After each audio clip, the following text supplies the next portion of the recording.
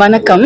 இன்னைக்கு பாத்தீங்கன்னா இந்த சென்னை பிரஸ்ட் சென்டர், அப்புறம் சென்னை பிரஸ்ட் சென்டர்ல நாங்க நடத்தக்கூடிய சரணா ட்ரஸ்ட் அறக்கட்டளை மூலமாக எங்கள் உற்சவ்னு வருஷம் ஒரு தடவை நடத்துவோம். இந்த தடவை எங்கள் உற்சவ்னு பேஷண்ட்ஸ் ட்ரீட்டட் பயாஸ் அவங்களெல்லாம் வந்து ஒரு செலிப்ரேஷன் தான். இன்னைக்கு எல்லாம் நல்லா இருக்கும், ரிகவர் ஆயிட்டு நல்லா இருக்கும். அப்புறம் மேலும் இன்னும் கொஞ்சம் இன்ஃபர்மேஷன் தெரிஞ்சுக்கணும் அப்படின்னு அவங்களுக்கு அதை பத்தி ஒரு அவேர்னஸ் கொடுக்கறதுக்காக எல்லாம் வர வச்சு இன்னைக்கு ஒரு செலிப்ரேட்டரி மூட் ஃபர்ஸ்ட்.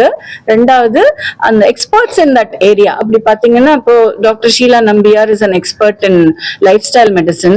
அவங்க வந்து அடுத்து திருப்பி வராம இருக்கிறதுக்கு என்ன பண்ணுங்கிறதுக்காக அவங்களும், doctor Prakash who's an insurance specialist, அவருக்கு இன்சூரன்ஸ் எப்படி எடுத்துக்கலாம் என்ன பண்ணலாம் அப்படிங்கிற அவரோட சஜஷன்ஸ். டாக்டர் வெங்கட் ராமகிருஷ்ணன் அவர் வந்து plastic and reconstructive surgeons. So இப்போ பிரஸ்ட் எடுத்துட்டா பிரஸ்ட் திருப்பி எப்படி உருவாக்கி கான்ஃபிடென்ட்டா ஒரு செல்ஃப் எஸ்டீமோட நம்ம லைஃப நல்ல விதமா லீட் பண்றது அப்படிங்கிறது நம்ம volunteers and our team together put together this event. இன்னைக்கு வந்து அது இப்போ அது நடந்துட்டு இருக்கு. ஸோ அதுல வந்து நிறைய பேருக்கு இதுல நிறைய புது இன்ஃபர்மேஷன் கிடைச்சிருக்கும். அப்புறம் நிறைய டவுட்ஸ் கிளியர் ஆயிருக்கும்.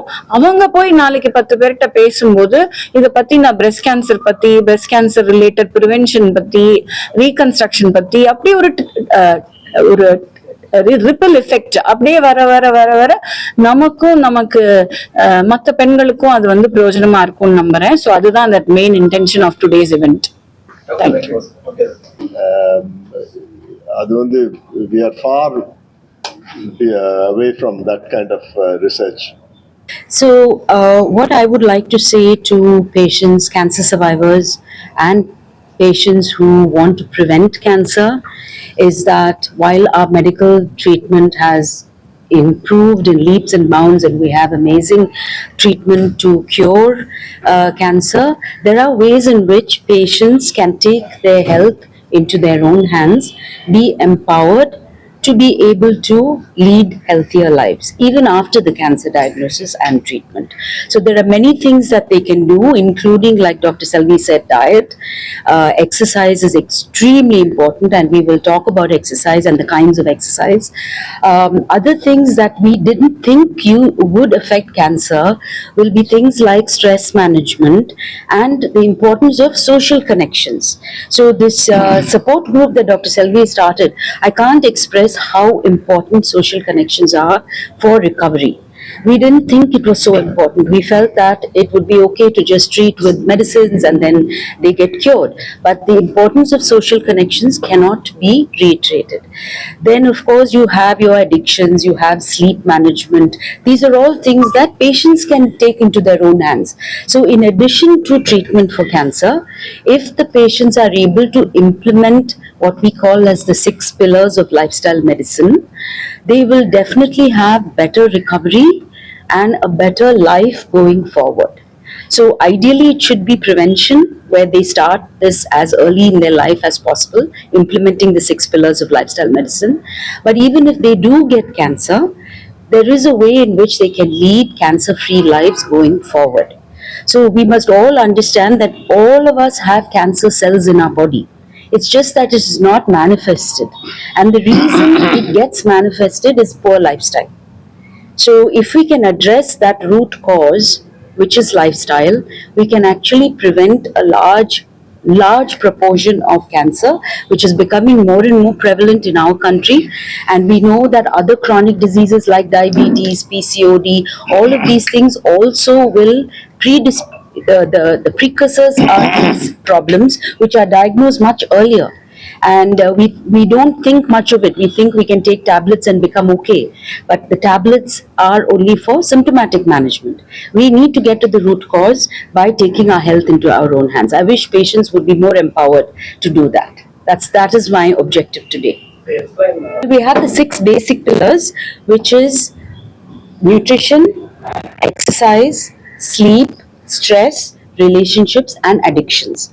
We are adding meaning and purpose also to as a seventh pillar, which actually comes into relationships, but meaning and purpose and spirituality is also being added as the seventh pillar. But these are the six main pillars of lifestyle medicine. And we have see, in India, everybody wants to be an expert.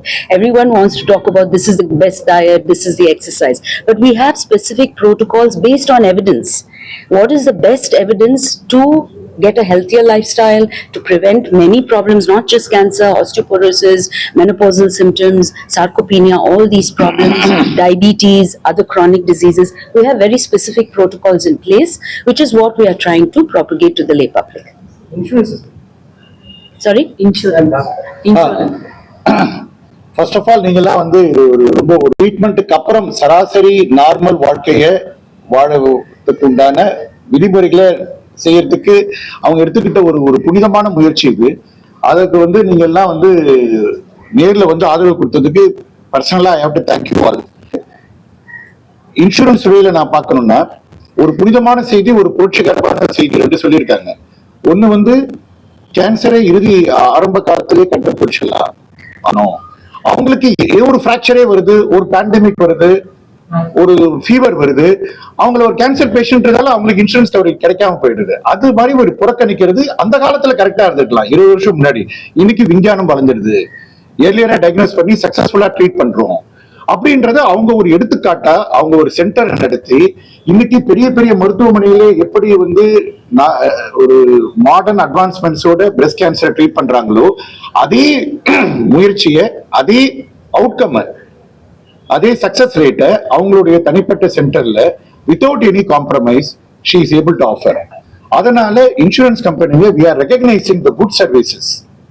ஒரு தனிப்பட்ட நபர் doctor ஒரு பெரிய பெரிய மருத்துவமனையில கொடுக்க வேண்டிய அதே சிகிச்சையை அவங்களுடைய தனிப்பட்ட குழுவை வச்சு அவங்க அதை கொடுத்து அந்த அளவுக்கு வந்து ஒரு சக்சஸை காட்ட முடியும் அப்படின்ற ஒரு சூழ்நிலையில கண்டிப்பா இன்சூரன்ஸ் முன்னுக்கு வந்து அந்த பேஷண்ட்ஸுக்கு இன்சூரன்ஸ் கவர் கொடுக்கணும் அப்படின்றது அவங்களுடைய கருத்து.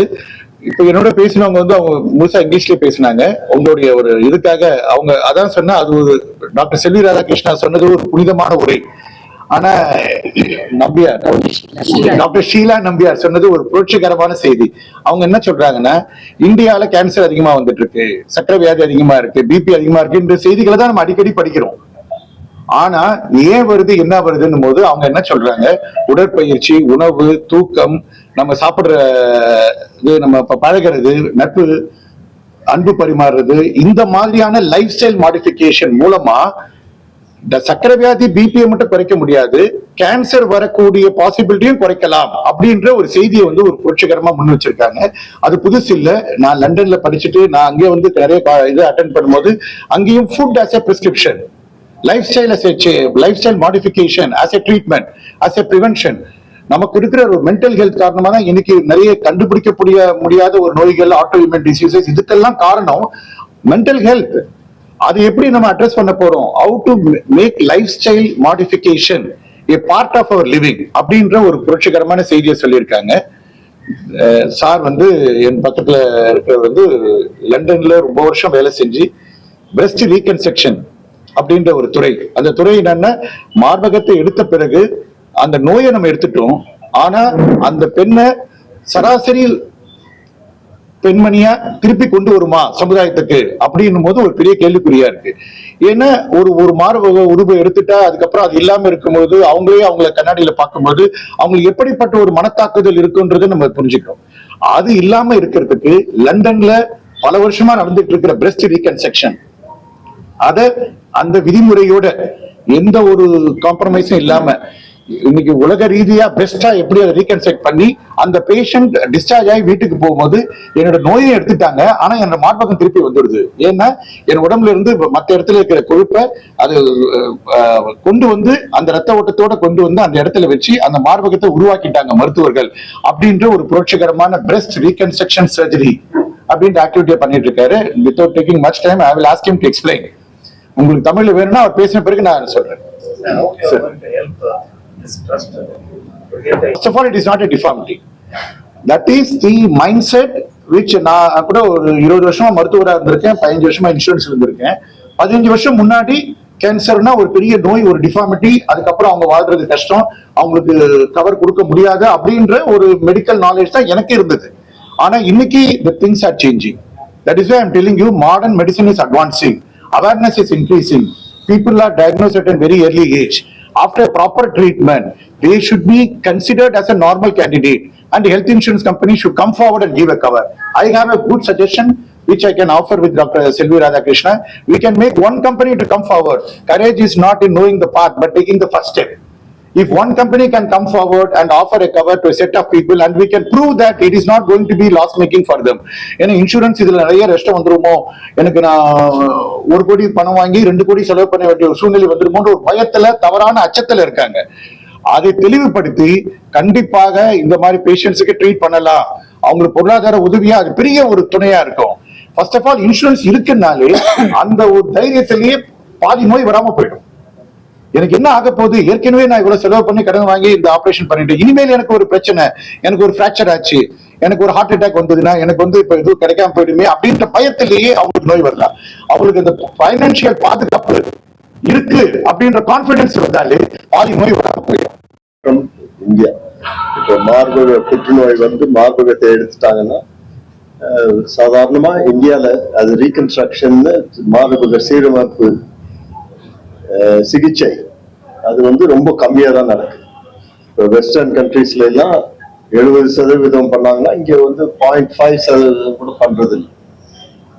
இப்போ அதுக்கான விழிப்புணர்ச்சி ஏற்படுத்துறதுக்கு தான் இன்னைக்கு பேசினது. அந்த விழிப்புணர்ச்சி ஒரே நாள்ல வந்துடாது. இது சொசைட்டில எல்லாரும் அதை ஒரு காஸ்மெட்டிக் சர்ஜரின்னு கருதாம அதை ஒரு டிஃபார்மிட்டி, ஒரு ஊனம், அதை சரி பண்ணணும். அதை கேன்சர் மட்டும் எடுத்தது பத்தாது, அந்த லேடிக்கு பின்னால நார்மலான லைஃப் ஸ்டைல் பத்தி பேசுறோம். லைஃப் மட்டும் இல்ல, லைஃப் ஸ்டைல், அது நார்மலான லைஃப் ஸ்டைல் அவங்க இருக்கணுங்கிறதுக்காக தான் பண்றது. அதை இப்போ சாதாரணமா அந்த பேஷண்டோட இன்னொரு பகுதியிலிருந்து கொழுப்பு எடுத்து வச்சு அந்த ஐயா சொன்ன மாதிரி அந்த இரத்த குழாயெல்லாம் இணைச்சு இரத்த ஓட்டத்தோட ஒரே ஆபரேஷன்ல பண்ணிடுறது. அது மார்பகம் எடுத்த ஆபரேஷன்லயே அதை சீரமைப்பு பண்றது. அதுதான் இப்போ all breast cancers lead to reconstruction. All breast cancer do not lead to mastectomy. மார்பகத்தை எல்லா breast cancerலயும் எடுக்க தேவை. சின்ன breast cancer இருந்தா, early breast cancer இருந்தா அந்த கேன்சரை மட்டும் எடுத்துட்டு ரேடியோ தெரப்பி கொடுக்கலாம். ஆனா 30% breast cancerல மார்பகத்தை எடுக்க வேண்டியது வரும். பாப்புலேஷன் பிரமிட் பார்த்தீங்கன்னா, இப்போ நம்ம லைஃப் எக்ஸ்பெக்டன்சி அந்த பாப்புலேஷன் பிரமிட்னு சொல்லுவோம். எந்தெந்த ஏஜ் குரூப்ல யார் எவ்வளோ பாப்புலேஷன் இருக்குன்னு பார்த்தீங்கன்னா, அந்த 20 to 50 வைடராக இருக்கும், நிறையா இருக்கும். நம்ம life expectancy is lesser than the average western people. அங்கே 80னா நம்ம இங்கே இப்போ தான் 70 தொட்டிருக்கோம். ஸோ அதனால பார்த்தீங்கன்னா ஓல்டர் விமன் ஆர் லெஸ்ஸர் இன் நம்பர். நிறைய பேர் அந்த ஏஜ் குரூப் தான் நமக்கும் அந்த அந்த ஓல்டர் ஏஜ் குரூப்பில் ஹையர் நம்பர் ஆஃப் கேன்சர்ஸ் வந்துடும். That is a main reason. ரெண்டாவது அப்போ நாங்கள் என்ன பார்க்குறோன்னா, அந்த ரீப்ரொடக்டிவ் ரிஸ்க் ஃபேக்டர்ஸ்ன்னு சொல்லுவோம், லைஃப் ஸ்டைல் ரிலேட்டட் ரிஸ்க் ஃபேக்டர்ஸ்ன்னு சொல்லுவோம். இது இந்த சடன்லி ஒரு ஒன் ஆர் 2 decadesல drastic change in the way we live.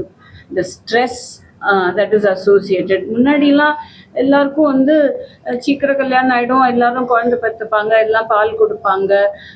And generally life was not as stressful as it is now. இப்போ எல்லாரும் very rightfully, all of us are ambitious, we all want to work, study, so we postpone, நம்ம கல்யாணம் பண்ணிக்கிறதையும் postpone பண்றோம், குழந்தை பெற்றுக்கிறதையும் postpone பண்றோம். அப்புறம் அதுக்கு தகுந்த அந்த இடத்துக்கு அச்சீவ் பண்ணணும்னா அதுக்கு தகுந்த ஸ்ட்ரெஸ் இருக்கு. அந்த ஸ்ட்ரெஸ்னாலே நிறைய பாதிப்புகள் உடம்புல ஏற்படுறது, தூக்கம் போறது, எக்ஸசைஸ் பண்றதுல அடிக்குவேட்டா. இன்னைக்கு காமன் யங்ஸ்டர்ஸ்ல அந்த 15 to 25 ஏஜ் குரூப்ல மெஜாரிட்டி ப்ராப்ளம் பார்த்தா பிசிஓடி, அப்புறம் 25 to 35 பார்த்தா இன்ஃபர்டிலிட்டி, அப்புறம் கேன்சர். இப்படி வந்துருச்சு லைஃப் ஸ்டைல்.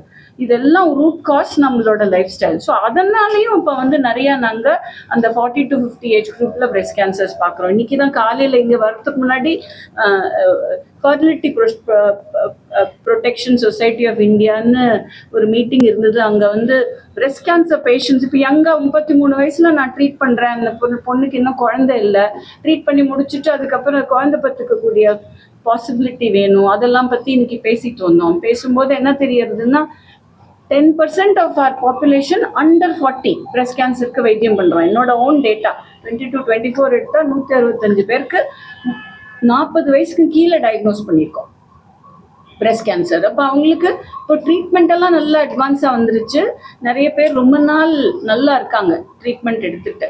அப்போ அவங்களுக்கு இதெல்லாமும் அட்ரஸ் பண்ண வேண்டியிருக்கு. ஸோ இந்த காரணங்கள் வந்து மெயினாக பாப்புலேஷன் பிரமிட் அண்ட் ரெண்டாவது life style.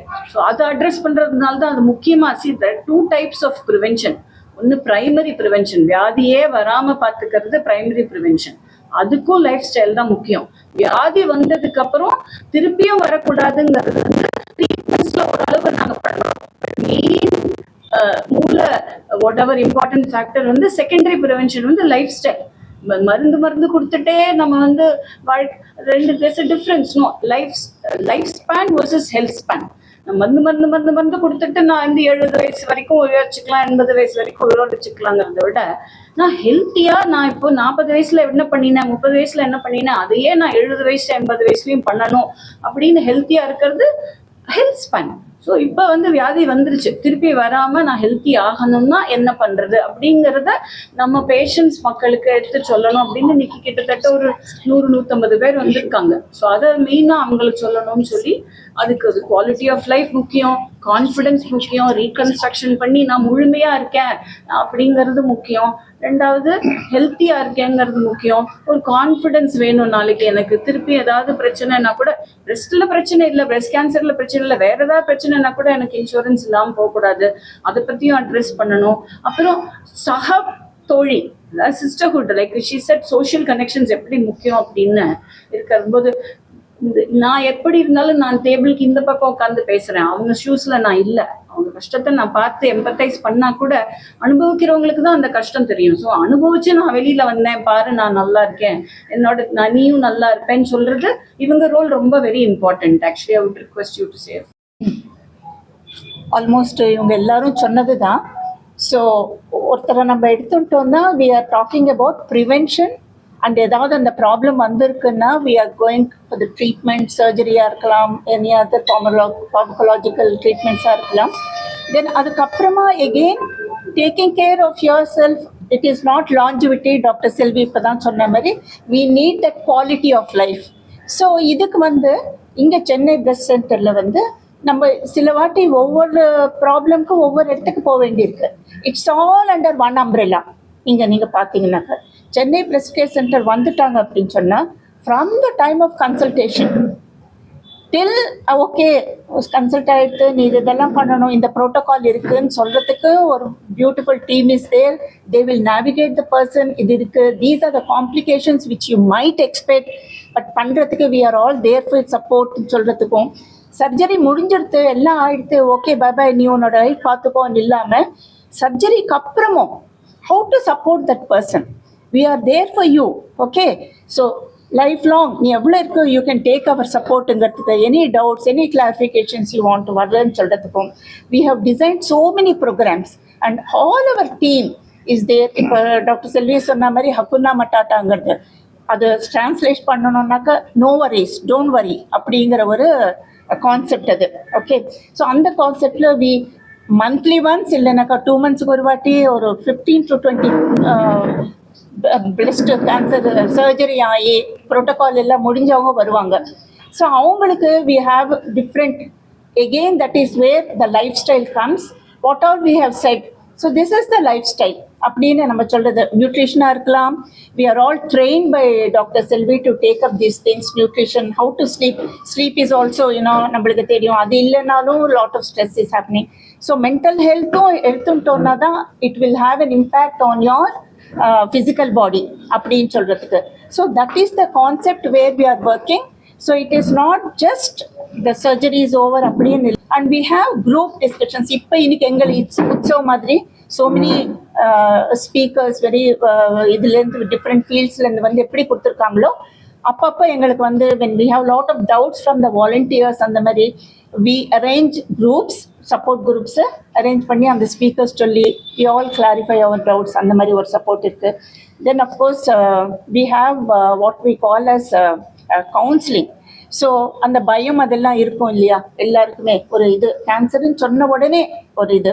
So doctor she and other doctors definitely give that இம்மீடியட்டாக ஒரு சப்போர்ட் கொடுக்குறாங்க அவங்களுக்கு, கவலைப்படாதீங்கன்னு. பட் அதுக்கப்புறமா கவுன்சிலர்ஸ் வாலண்டியர்ஸ் நாங்கள்லாம் வந்து we take them, we give them all the support what they want, almost hand hold them throughout the process நாங்கள் இருக்கோம். ஸோ இதெல்லாமே வந்து I think it is very rarely happening in other hospitals or with other doctors, where I feel so proud that I am part of CBC. We are all part of CBC taking this forward. Prevention ku a lot of media la Dr. Selvi, she is giving about and her team are talking about prevention, what is happening in the center and how to take it forward. Various centers alla open panniko. It's merely because of the support and the services being offered for prevention during the process and after that also hand holding. That is why. அது என்னன்னு கேட்டீங்கன்னா, எல்லாருக்கும் நீங்க சொல்ற மாதிரி awareness இல்லாத காரணம். Awareness இருந்தாலும் சில பேருக்கு வந்து குழந்தைங்க அப்புறம் ப்ரையாரிட்டி யாரு எதுக்கு முன்னுரிமை கொடுக்குறது, பெண்கள் அநேகமா முன்னுரிமை கொடுக்கறது இல்லை. இன்னொரு விஷயம் என்னன்னா, பணக்காரங்க சொல்றோம் இல்லையா, அது செக்யூரிட்டி, எமோஷனல் செக்யூரிட்டி, ஃபினான்சியல் செக்யூரிட்டின்னு 3 தான் சொல்லலாம். ஐயோ கேன்சர் தோணினா கூட அவங்க பேச பண்ண மாட்டாங்க. யாரு இதனாலே பொருளாதாரத்தில் அடிக்கடி அவர் இன்சூரன்ஸ் இருக்காது, பெருசா இன்கம் இருக்காது, 1008 பிரச்சனை இருக்கும். ஐயோ இப்படி போனோம்னா என்னது ஊர்கிட்ட செலவா கொண்டு நம்மளால சமாளிக்க முடியுமா அப்படின்னு தோணும். அப்போ அவங்களுக்கெல்லாம் வந்து ஹெல்ப் பண்ணணுங்கிறதுக்காக தான் இந்த சரணா அறக்கட்டளைன்னு ஒன்று ஆரம்பிச்சிருக்காங்க. இங்கே நாங்கள் எங்களோட பேஷண்ட்ஸ் எல்லாமே அவங்ககிட்ட வந்து கொஞ்சம் அங்கே எல்லாரும் சொல்லியிருப்பாங்க, அவங்களோட ஹோல்சம் முழுமையான ட்ரீட்மெண்ட், உடம்பு வியாதிக்கு மாத்திரம் வைத்தியம் பண்ணாமல் அவங்க மனோநிலை, அவங்களோட மற்ற இமோஷனல் இது எல்லாத்துக்கும் அவங்க பார்த்துக்கிறாங்க. அதனால அவங்க ஆரம்பிச்சது தான் இந்த சரணா அறக்கட்டளை. எல்லாம் எங்க போட்டு வச்சிருக்கோம் எங்கள் கிளினிக்கில். யார் வேணாலும் அவங்களால முடிஞ்சதை வந்து அது கொடுக்கலாம். அதுக்கு வந்து அதில் வந்து கட்டாயப்படுத்த மாட்டாங்க. ஆனால் நாங்கள் அதை கொடுக்கணும்னு தோணும் நமக்கு. அதை வச்சுக்கிட்டு அந்த பொருளாதார அடிப்படையில் பயத்தை நிவாரணம் பண்ணி அவங்களுக்கு வைத்தியம் பண்ணணும், சார்ஜ் வாங்காமல் வைத்தியம் பண்ணணும், மினிமம் மருந்து சில இதெல்லாம் அதுக்காக பண்ணுறாங்க அவங்க. அது ரொம்ப ரொம்ப உயர்ந்த விஷயம் அது. Another thing about Sharana Trust is the doctor who is up to date. So in Sharana they are all the time not only treatment, it's also for the research. So that is another thing, and they even have they collect the tumors also. They do the research within this thing. They have the up to date, the latest equipment. So everything, all of that comes under Sharana, and the research as well as the treatment of the underprivileged. So they, like Dr. Selvi does not take her fee for the operation.